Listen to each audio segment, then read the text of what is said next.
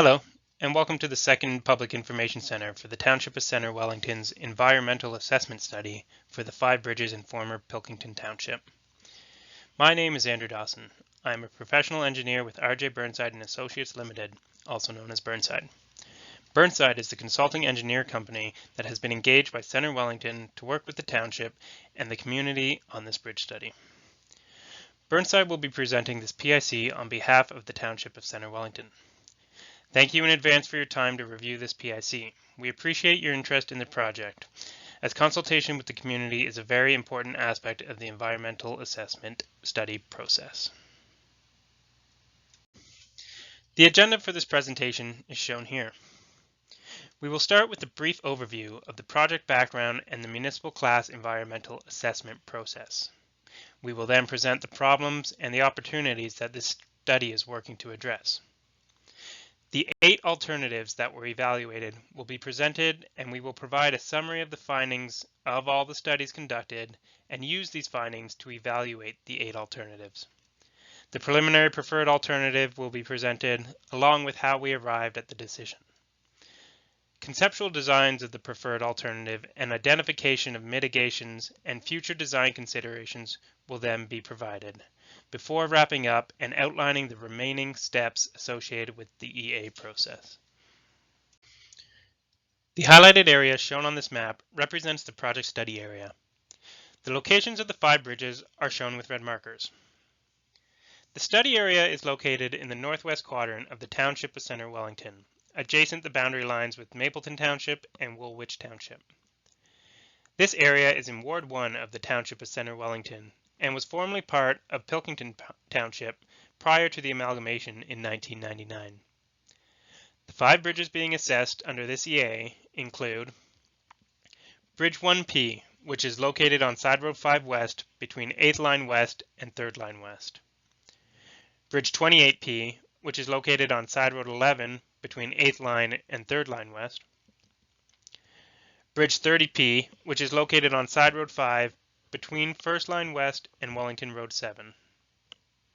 And bridges 32P and 33P, which are located on Noah Road between 8th Line West and Sandy Hills Drive. These 2 structures will be considered as a single site for this study.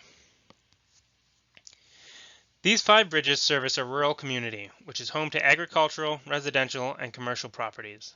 The network of roads within the study area carry motorized and horse-drawn vehicles and connects the community to the neighboring towns of Alma, Salem, Elora, and Fergus.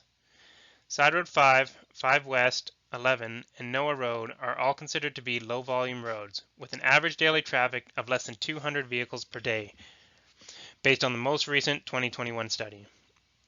The study area is also noted to be outside of the future residential growth nodes of the Transportation's Master Plan. The existing bridges are shown on this slide. Bridge 1P was constructed in 1925 and closed in 2004. The old steel truss structure was removed in 2019. Bridge 28P was constructed in 1925 and closed in 2006. The structure is currently in a state of failure, with the deck separating from the supports and significantly displaced. Bridge 30P was constructed in 1929 and closed in 2016. The bridge is experiencing severe deterioration with loss of concrete and reinforcing steel in a severely corroded state. Bridges 32P and 33P were constructed in 1926 and 1922 respectively. Both structures were closed in 2015 due to the disintegrating concrete in the main load-carrying beam elements of the structure. All closures were made by the township based on recommendations for closure by professional engineers. The structures all have severe deficiencies that affect the load-carrying capacities of the structure, deeming them unsafe for traffic. The bridges are also narrow structures that do not meet current township standards. Burnside conducted field investigations of the structural condition of all 5 structures as part of this study, and it was determined that all 5 structures are beyond the threshold of being economically repairable. This means the options to be considered for each site will be limited to removal or replacement. Before we get into the specifics of the study, we would like to review the Municipal Class Environmental Assessment process. The Municipal Class Environmental Assessment, or the EA as we will refer to it from here on, is a process built on a framework of environmental protection, effective consultation, and traceable decision making. It is used to engage with the community and other stakeholders, such as ministries, First Nations, conservation authorities, etc., to consider and review a number of potential alternatives with due consideration of the effects that they could have on the natural, social, cultural, and economic environments. There are several different levels of EAs based on what the project entails. This project is considered to be what is called a Schedule B project. What that means is this study will consist of two phases, as outlined in this slide. Phase 1 identified the problem opportunity, and Phase 2, which we are in now, identifies and evaluates several alternatives that could solve that problem, and then selects a preferred alternative.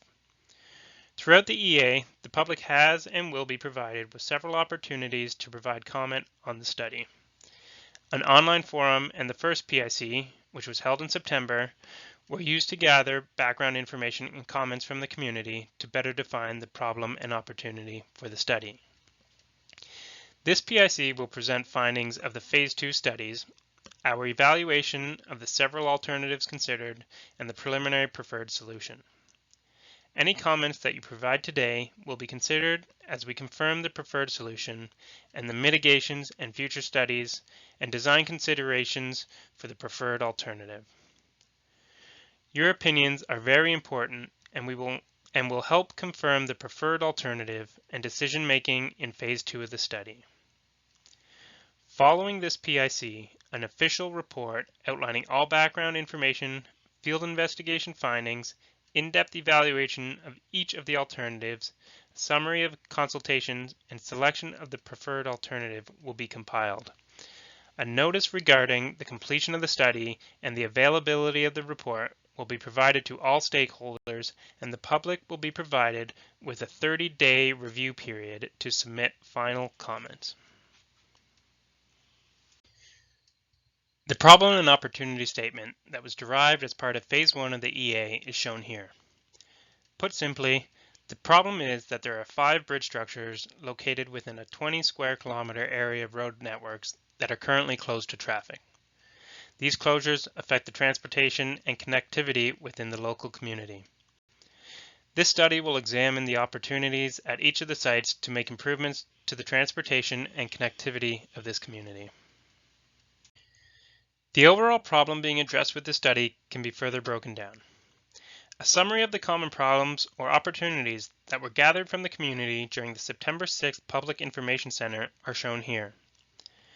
Problems identified include that the population is feeling forgotten due to the lack of improvements to the study area while improvements are occurring in other portions of the township. That the study area is lacking an east to west connection. That slow-moving vehicles are having to use busy Wellington County roads, increasing the risk of accidents. That emergency personnel are experiencing delays in reaching destinations. That residents have had to construct privately owned infrastructure and that the public is using these private structures for which the owners are liable for. And that trucks are reaching closed structures and having to reverse down the road, increasing risk for accidents. The community also provided input in regards to opportunities that should be considered during the study, including that new structures should be wide enough to accommodate farming equipment, that eliminating Bridge 32P by draining the brook into Carroll Creek upstream of Bridge 33P should be considered, and that low-level crossings, which would flood over during larger storm events but be a cheaper alternative, should be considered where possible.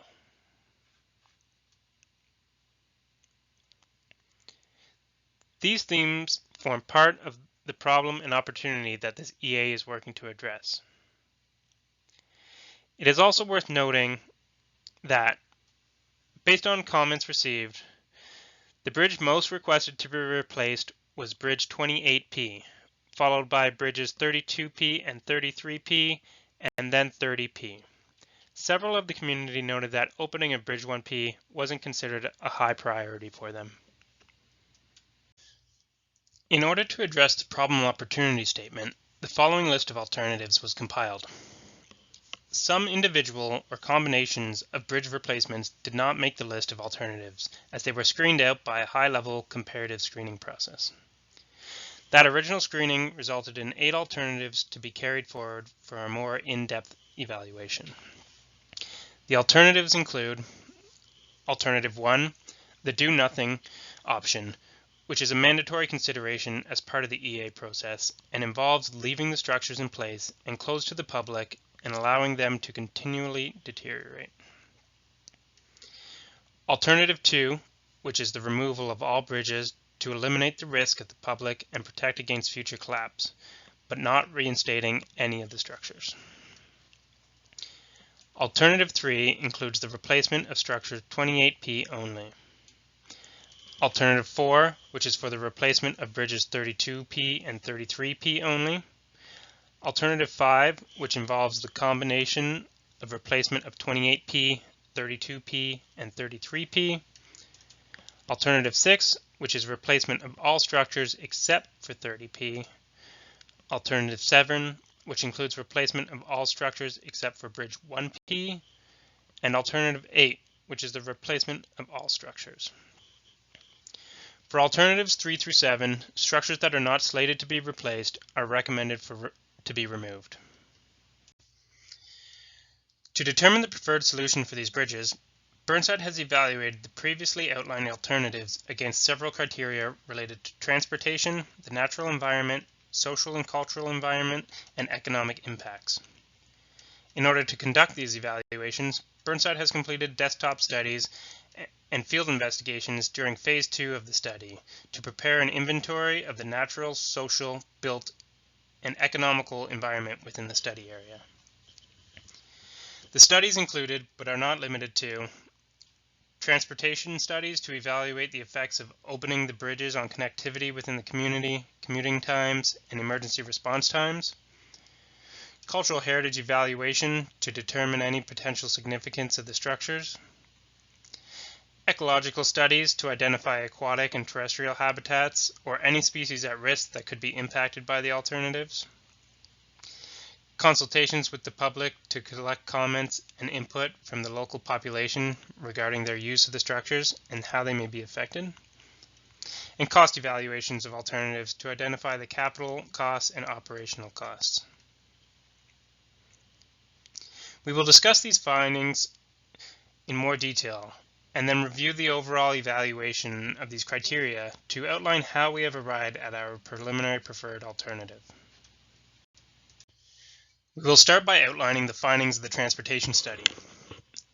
While we explain the evaluation of traffic findings and weigh the benefits of each alternative, there are a few important considerations that should be kept in mind as outlined in this slide. Firstly, due to the location of the closed structures, there is not a continuous east-west connection through the study area.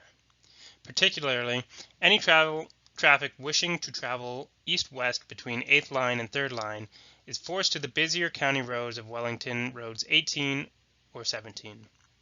In a community where there is a significant amount of slow-moving vehicles, such as farm equipment or horse and carriage, this imposes increased congestion on the county roads and also increases the risks of accidents occurring. It is also noted that Side Road 5 West is not maintained during winter months in the vicinity of Bridge 1P. As such, any benefits associated with replacing the bridge at this site would only be realized for approximately 2/3 of the year. The volume of users of each site must be considered as well. The average daily traffic experienced at each of the sites is shown in the table and on the figure in this slide for reference. As you can see, the number of users that would benefit from the opening of the structures varies with each site. For example, Side Road 11 currently experiences the most traffic and would therefore benefit the most users if opened. While Side Road 5 West has the second most users, it is also a seasonal road as previously mentioned. Lastly, it is worth noting that the Township of Center Wellington's most recent transportation master plan recommend that Third Line West be upgraded to an arterial route in the medium term, with a target of 2031. To quantify the connectivity rating for the various alternatives, Burnside has evaluated the travel times and distances for a series of origins and destinations around the study area. The study area was divided into 4 regions, which are separated by the bridge closure locations. These are areas 1, 2, 3, and 5 on the map. Area 4, outside the study area, and Salem, Alma, Elora, and Fergus were also considered as origins and destinations. Commute times and distances between these origins and destinations were evaluated for each of the alternatives with the different combination of bridges being opened. It is noted that a number of the origin and destination combinations were eliminated from the scenarios ran, as they were determined to not be affected by any of the 5 structures, or are otherwise covered by another combination of origins and destinations. The condensed list of affected origin and destination combinations evaluated is summarized in the tables shown on this slide. This chart shows a summary of findings of the cross-community travel study. Each cluster of 4 bars represents one alternative, and each bar within the cluster represents the travel time improvements for the applicable area under that scenario. The height of each bar and the colored number represents the total time improvements as a cumulative total of all the origin and destination combinations associated with that area. The white lines and the text contained within the bar shows the average time savings for travel. If we use this bar as an example, the total savings associated with opening the bridge would be 6.5 minutes. This does not mean you will save 6.5 minutes on any one trip. This savings is made up of a 2.2 minute time savings for traveling to Alma, 2.2 minute time savings if traveling to Salem, and 2.1 minute time savings if traveling to Area 5. The average time savings for these trips is 2.2 minutes as shown in white. The key takeaways from this data can be summarized as follows. Opening of structure 28P has moderate improvements to areas 2 and 4. Opening of structures 32P and 33P have significant to moderate improvements to areas 3 and 5, respectively. By comparing these 2 highlighted alternatives, where the only difference is the opening of bridge 1P, we can note that opening structure 1P has a significant improvement to travel associated with Area 1 only. It is noted that this would be a seasonal improvement only due to the road being a no winter maintenance road. Lastly, by comparing these 2 alternatives, where the only difference is the opening of 30P, we can see that opening the structure 30P does not offer improvement to cross-community travel times. It should also be noted that reductions in distances results in the same conclusions as those for time improvements. A similar analysis was conducted for emergency response times from the Elora and Fergus fire halls, the Groves Memorial Hospital, and the OPP Fergus station. The model analyzed travel times from these emergency service origins to 11 locations strategically selected within the study area. Given that emergency services approach from the east, the destinations analyzed were selected to be west of the bridge closures. An example of the comparative routes is shown on this slide for reference. Through the analysis, it was determined that locations 5 through 9 were not affected by closures, as the routes with the bridges open and closed would be the same.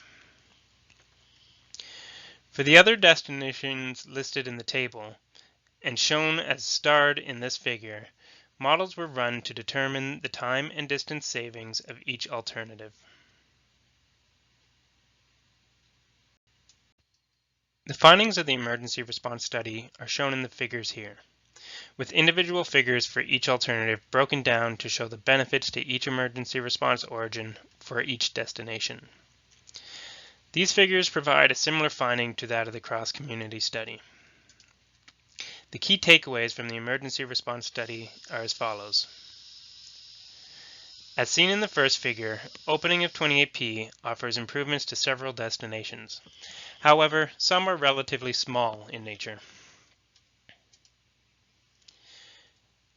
The second figure shows that opening of bridges 32P and 33P would provide a significant improvement to response times, but these improvements apply to one destination only. By comparing the third and fourth figures, we can see that opening bridge 1P only makes very minor improvements and to one destination site only. The fifth figure shows that opening bridge 30P is the only option to provide improvement to destination 2, and the improvements are significant. By comparing the averages of each alternative, the greatest improvements on a per-site basis are recognized under the Alternative 5, which opens bridges 28P, 32P, and 33P.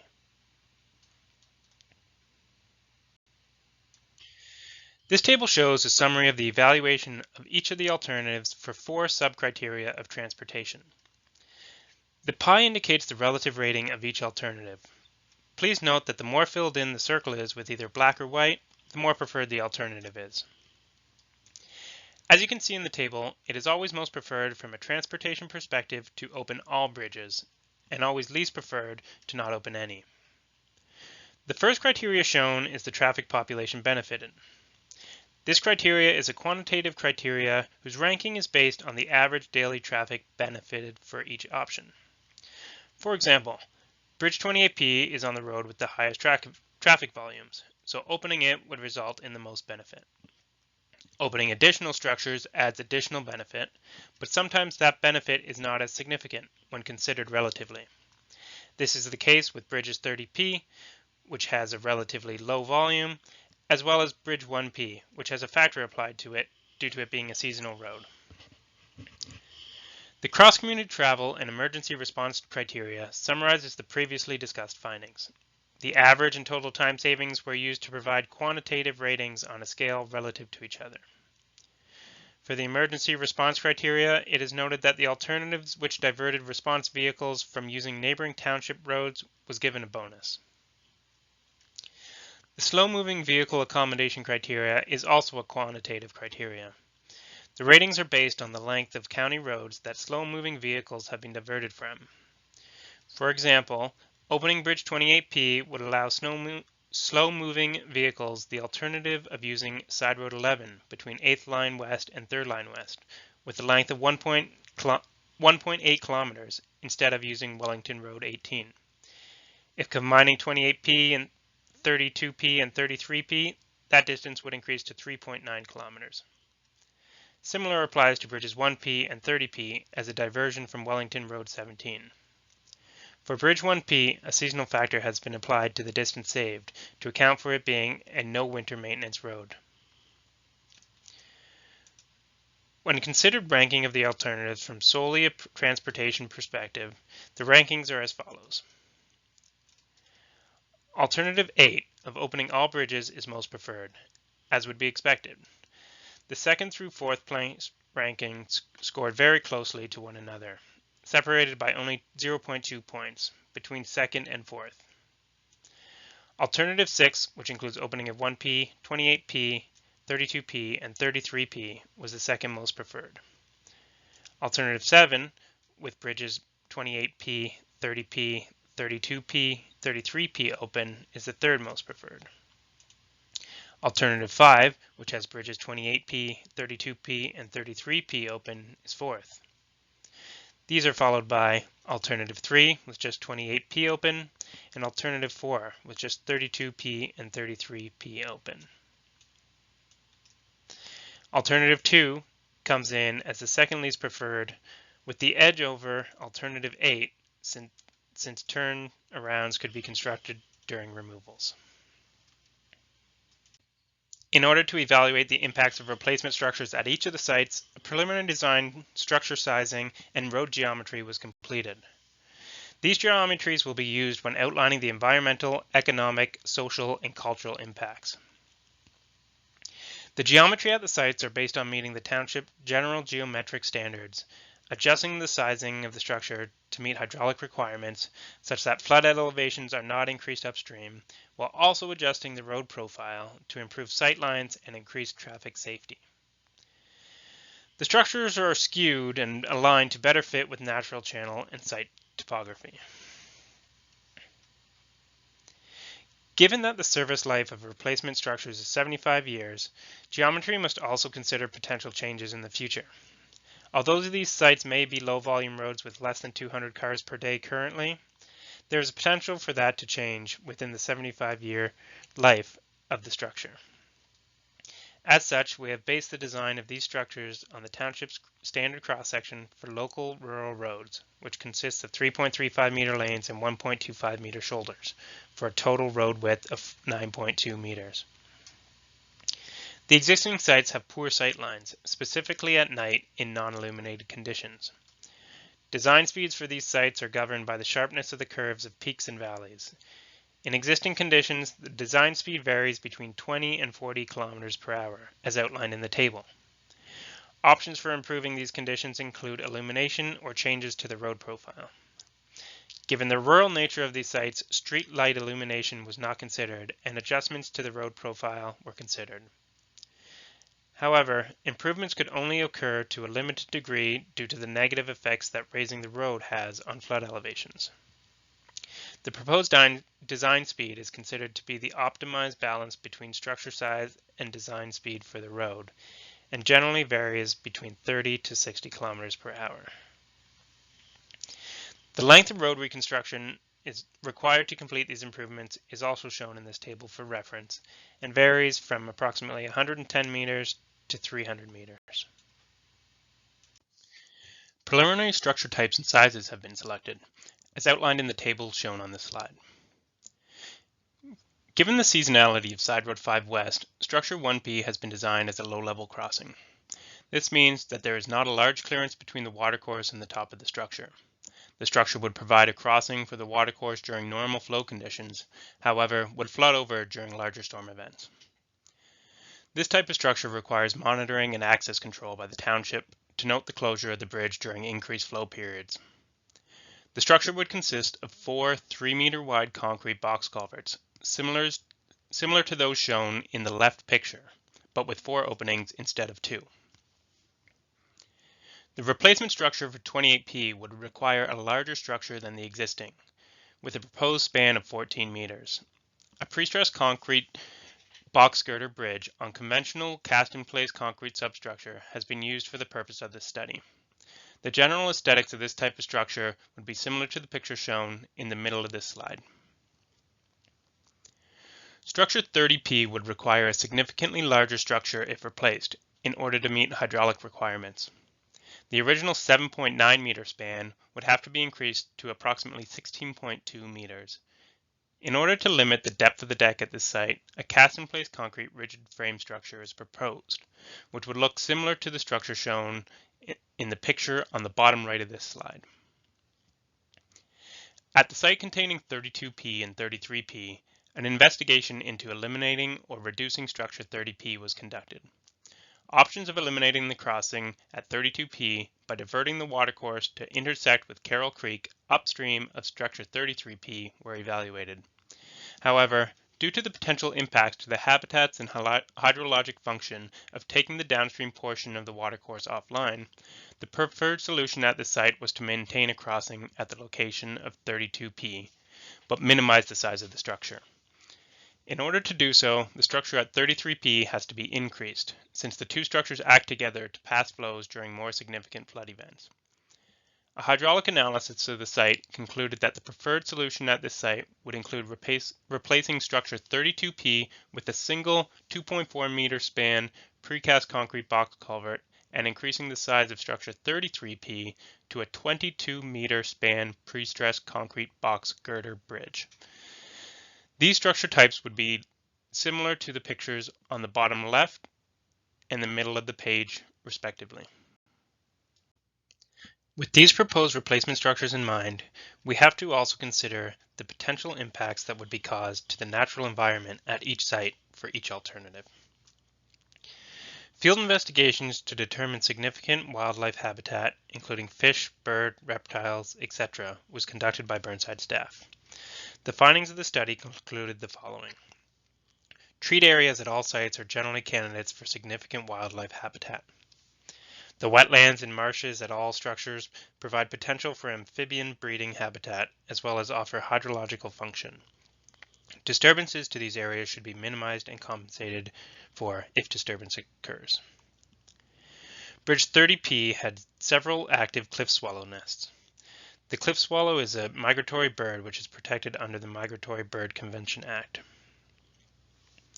The rocks and concrete debris along the embankments of 33P were identified as potential reptile or endangered bat species habitats, and mitigative efforts will be required if disturbing this area. The tributary of Carroll Creek was considered to not be fish habitat. The perch concrete slab under Bridge 30P creates a partial barrier to fish passage. The preference would be to remove this aspect to improve fish passage if undertaking any work at this site.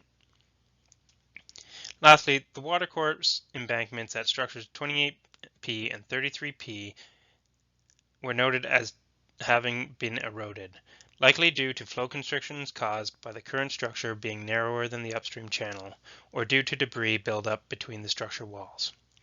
This indicates that increasing the span of these structures should be considered. In general, there are opportunities to improve fish habitat, terrestrial crossings, and provide erosion control by increasing the span of the structures to better align with the site topography. Environmental findings identified as needing mitigation can generally be achieved by working within applicable timing windows or providing proper compensation during construction works. To determine the preferences of alternatives from a natural environment perspective, the level of impact of 4 environmental subcriteria were evaluated and are summarized in this table. Here, the more filled in the pie is, the less impact to the environment and the more preferred that item is. The first subcriteria, environmentally sensitive areas, rates impacts to wetlands or protected forest areas. The terrestrial habitat subcriteria considers items such as impacts to migratory birds by removal of trees or cliff swallow habitat and potential for wildlife passage on riverbanks below structures.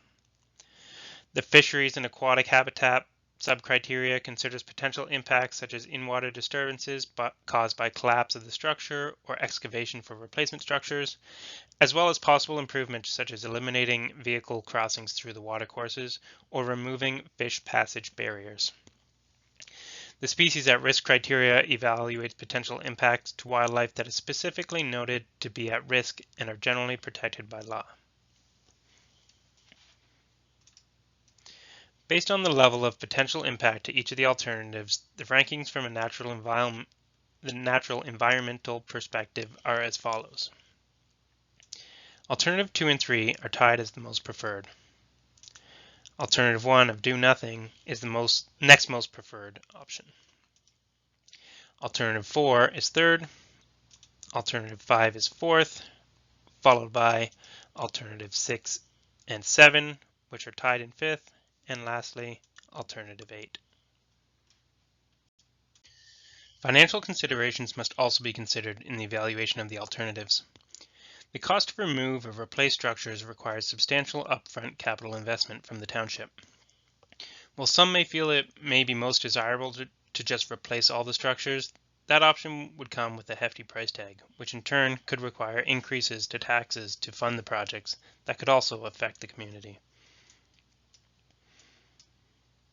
To evaluate the cost-benefit of each of the alternatives, Burnside has completed high-level cost estimations for the removal and replacement costs for each structure. These costs are shown in the table on this slide and vary from $1.25 million to over $4.5 million. In addition to the upfront capital cost, the lifetime costs associated with maintenance and operations must also be considered. For example, for the option of the low-level structure replacement at structure 1P, an operational budget would be required for a monitoring program of water levels and execution of closures of the road during flood events. Where structures aren't replaced, the township has to maintain barriers to protect the public from hazards of the site. The recommended replacement structures generally have fairly low maintenance costs based on the selected design features. However, all structures deteriorate over time, and rehabilitation programs will need to be provided over the structure's lifespan to ensure that they do not reach a state of disrepair like the current structures. In general, these rehabilitation costs can be considered proportional to the construction costs for the purpose of evaluation. This table shows a summary of the evaluation of each of the alternatives based on economic factors. In general, the more structures replaced, the higher the costs, and the less preferred the alternative is in terms of economic impact. For the do-nothing option, the upfront capital cost may be nothing. However, the eventual cost for structural removal and remedial efforts following their collapse would be higher than the cost of removing the structures now. As such, the alternative of removing structures now is the top-ranked alternative from a financial perspective. This is followed by the do-nothing alternative, and then alternatives 3 through 8 in that order. Lastly, we need to consider the social and cultural environment and how it is affected by the alternatives. The social impacts will evaluate way of life considerations, including how the community live, work, and interact with another on a day-to-day basis, political impacts, residents' sense of belonging within the township, and accessibility to social facilities such as halls and churches. Improvements to services received by the township and efficiencies of the agricultural and commercial industries that the residents work in also form part of the considerations for the social environment. For example, the Mennonite community within the study area may find improvements to their way of life since the ability to travel by horse and carriage or to access the local Mennonite church is improved. Or, those who make a living from agricultural activities may find some of the alternatives provide efficiencies to their businesses by reduction of hauling routes. From a cultural perspective, we must also consider the potential to impact archaeological features that may be of significance, whether it be to First Nations or other stakeholders. The more area to be disturbed by the works, the higher the potential risk to buried artifacts. Generally, areas that have been previously disturbed by the original bridge or road construction would be considered low risk, but the widening of roadways and bridges could impact areas that were not previously impacted. Archaeological investigations have not occurred to date, but will be required prior to completing construction to help clear or mitigate impacts. A cultural heritage assessment was also completed on all 5 bridges to review relevant historical documents, evaluate the potential for cultural heritage value or interest, identify any cultural heritage resources, and provide recommendations for each bridge. The study found that none of the 5 bridges were identified to fulfill requirements of the Ontario Heritage Act for designation, nor did any of them meet the 60-point threshold for heritage value under MTO's assessment standards. As such, none of the 5 bridges are candidates for formal heritage protection under the Act. However, it was recognized that these structures contribute to the rural agricultural landscape of the township. Accordingly, if the structures are to be removed, documentation of the bridges should be deposited in a local publicly accessible repository. For bridges that are to be replaced, it is recommended that the design of the replacement structure blend with the rural character of the area and reflect any unique features of the original design. However, the original structures do not include any significantly unique features. The evaluation of the social and cultural environments is summarized here. The first 3 rows indicate the impact to the social, archaeological, and cultural heritage criteria previously discussed. In addition to these criteria, a section has been included for evaluating how the alternatives relate to the preferences of the community. The community preferences are based on the input received from those who attended the first Public Information Center or submitted comments by the other means of consultation. The ranking of the alternatives from a social and cultural environment perspective are as follows. Opening all bridges is the most preferred, followed by the option of opening bridges 28P, 32P, and 33P. Removal of all structures and the do-nothing option are the least preferred. We will now compile the information previously presented for the individual criteria to determine the overall preferred solution for this study. As we have seen, and as is illustrated here, the most preferred option differs for each of the criteria examined. However, we need to consider what alternative best suits the combination of these criteria. For the first scenario, we have considered each of the criteria to be equally weighted, meaning, for example, that transportation criteria is just as important as economic or any other criteria. Under these assumed criteria weights, the ranking of the alternative results in the preferred solution being alternative 5, with the replacement of bridges 28P, 32P, and 33P. The rankings of the remaining options under equal weighting is as follows.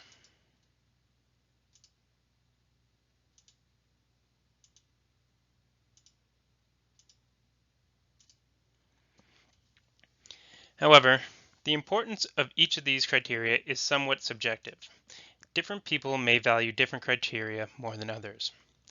To address this consideration, we also conducted a sensitivity analysis with a series of alternative weightings for each criteria, and provided a ranking based on a combination of rankings for each of the weighting scenarios. These rankings, based on sensitivity analysis, are shown here on the bottom row. As you will see, the ranking of several of the alternatives change with the different weightings. However, the most preferred alternative remained as alternative 5. As such, it is our recommendation that the preferred alternative of replacing bridge 28P, 32P, and 33P be carried forward as the preferred alternative for this study. This slide summarizes the findings of the studies related to the preferred alternative of replacing structures 28P, 32P, and 33P, which form the basis of its selection. By replacing these structures, the township will provide a solution to the two most traveled roadways of the study area, be opening the structures that provided the most improvements to the cross-community and emergency response travel times, divert emergency services and other municipal service vehicles from neighboring municipal roads, provide a continuous east-west connection route through the study area and beyond, which also has the added benefit of offering slow-moving vehicles such as farm equipment or horse and carriage, an alternative to using the busy county roads, provides the most cost benefit in terms of financial impact to the overall benefits of the community, improves connectivity for the local Mennonite community to the local church, and provides easier access to the community by horse and carriage travel, and is in general agreement with the community's desires regarding preferences for which structures should be opened. Preliminary design concepts for the preferred solutions have been developed. The preliminary design concept for bridge 28P is shown here. The roadway is proposed to be widened to 9.2 meters, or 30 feet, which will carry one lane of traffic in each direction and also provide clearance for wide farming equipment. Adjustment to the road profile will raise the west approach in order to improve the design speed to 40 kilometers per hour, which will require speed limit postings within the vicinity of the bridge. The span of the structure will increase to 14 meters, improving the hydraulic performance and wildlife passage potential. The structure will be skewed to realign with the watercourse, and the eroded channel embankments will be restored and stabilized. The cross-section view of the bridge is shown in the lower left quadrant of the slide. The elevation view is shown on the lower right portion of the slide. The preliminary design concept for bridges 32P and 33P are shown here. The design includes widening of the roadway to improve a 9.2 meter, 30-foot clearance to accommodate one lane of traffic in each direction, as well as wider vehicles such as farming equipment. The profile of the road will be adjusted to smooth the vertical curves of the roadway and increase the design speed to 60 kilometers per hour. Structure 32P will be downsized from a 9.2 meter bridge to a 2.4 meter span concrete box culvert structure with small retaining walls. A drawing of the view, looking at structure 32P from the outlet of the structure, is shown on the bottom left of this slide. Structure 33P will be upsized to a 22 meter long span to offset the downsizing of 32P and will be skewed to better align with the watercourse. The structure is recommended to be a concrete slab on pre-stressed concrete girder bridge. A cross-section and elevation view of structure 33P is shown on the bottom right of the slide. The watercourse will require regrading to tie in to the new structures at both locations. Finally, if the preferred solution is carried forward to the design and eventual construction phases, several mitigative measures and design considerations should be included as part of the design phase. A non-exhaustive list of mitigations include an archaeological study should be conducted to identify any areas of potential concern. In-water construction work should occur within the applicable working windows for the protection of fisheries. Erosion and sediment control plans shall be included in the design and implemented during construction. The removal of vegetation should be limited to the extent possible, or compensation planting should be carried out where removals are required. A species at risk bat survey should be conducted at the rock pile on the embankments of Bridge 33P. Native seed mixes and plantings should be used during site restorations. Bird nesting preventative measures should be installed on structures prior to the beginning of migratory bird nesting periods so that there are no active birds during structure removals, and the existing structure should be photo documented prior to their removal. Also, the designer of the replacement structure should complete a legal survey to confirm property limits and whether easements or acquisitions are required. Obtain permits and approvals from the required regulatory authorities, including the GRCA, the DFO, MECP, and MNRF. Complete a subsurface geotechnical investigation to confirm the foundation type, size, and depth. Assess options to further improve design speeds at the sites, and identify utility conflicts and relocate utilities as required prior to construction. Following this PIC, comments from the public and other stakeholders will be collected and reviewed. These comments will be taken into consideration and the preferred alternative will be confirmed or revisited in light of any pertinent factors that may be brought forward during consultation with stakeholders. Once the preferred solution is confirmed, a project file report will be drafted and provided to Township staff and Council for review. Once the report has been reviewed and finalized, it will be placed on file and a notice of completion will be issued to Indigenous communities, review agencies, and the public. A minimum 30-day period will be provided from the date of issue of the notice of completion to allow for comment and input. Following the 30-day period, if no request for Section 16 order has been received by the Ministry, the Township may proceed to implement the project based on the preferred solution. The preferred alternative outlined in the study will become part of the Township's 10-year plan for their bridges and major culverts. The Township has 111 bridges and major culverts and currently allocates $2.8 million per year to their budget for the maintenance, repair, and replacement of their bridge and culvert inventory. The Township uses their asset management plan and formal bridge and culvert inspection program to help provide direction on the prioritization of structures to be addressed. This 10-year plan is revised annually to incorporate any changes or newly identified priorities and funding limits. The 2024 version of the 10-year capital plan has already been determined and was completed prior to the selection of the preferred alternatives of the study. The current 10-year capital plan includes work for the detailed design of bridges 32 and 33P on Noah Road. The replacement of Bridge 28P on Side Road 11 is also included within the 10-year capital plan. However, based on the decisions made from the outcomes of the study, the priority of the bridge works will be revisited in 2025 version of the capital plan, and the Township anticipates that the timeline for Structure 28P will be adjusted to an earlier timeline based on the preliminary preferred solution presented today. In general, it is typically a 3-year process from the completion of the EA study in order to design and construct the replacement bridge. However, it should be recognized that multiple bridge projects with high capital costs may not be able to be constructed in the same year due to budgeting restraints. So the implementation of this 3-year process typically has to be staggered for each structure. That brings us to the end of the PIC. We welcome any comments regarding this study to be submitted to the project team contacts that are shown on this slide. We ask that they be submitted prior to January 19, 2024. This presentation will also be posted on the Township's Connect CW website, and a forum will be open on the website from December 6th to 21st to submit comments related to this PIC, should you wish to submit comments through that avenue. The link to that website is provided here. We appreciate your time and interest in this project, and we look forward to receiving your comments. Thank you, and enjoy your day.